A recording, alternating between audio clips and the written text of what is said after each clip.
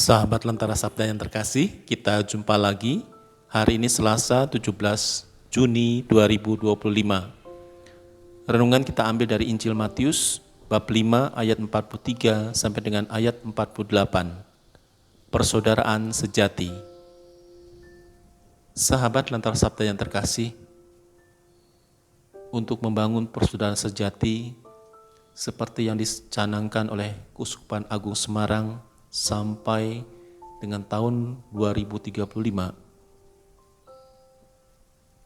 Rupa-rupanya kita terus berjuang bagaimana mewujudkan persaudaraan sejati itu di muka bumi ini.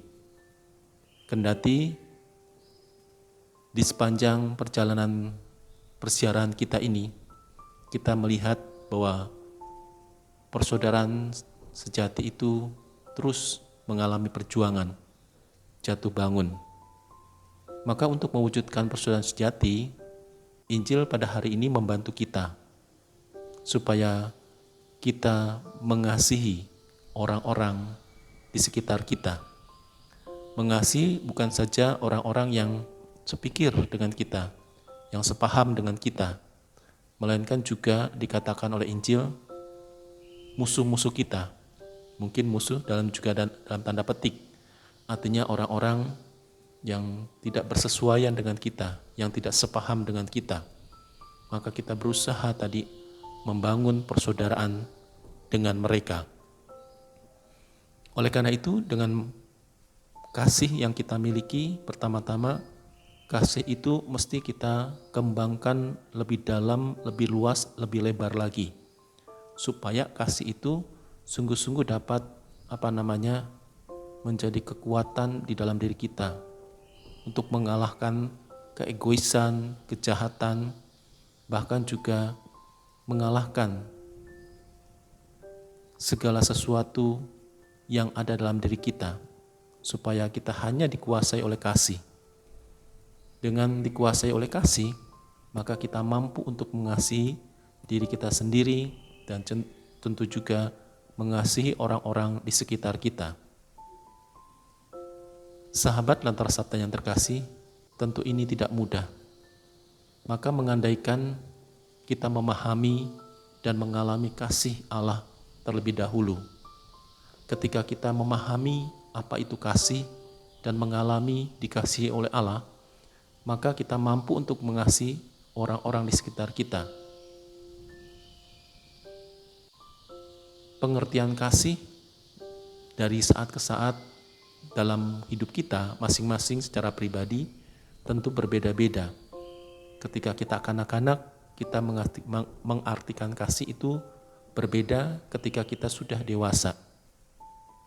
Demikian juga ketika kita menjadi dewasa muda, berbeda dengan kita menjadi orang dewasa yang sudah mapan, yang sudah berumur dan juga setengah baya. Kasih itu semakin tumbuh, semakin meluas dan semakin kita pahami sebagai sebuah pengorbanan. Ketika kita kanak-kanak, kasih itu kalau kita diberi, maka kita menuntut untuk dikasihi.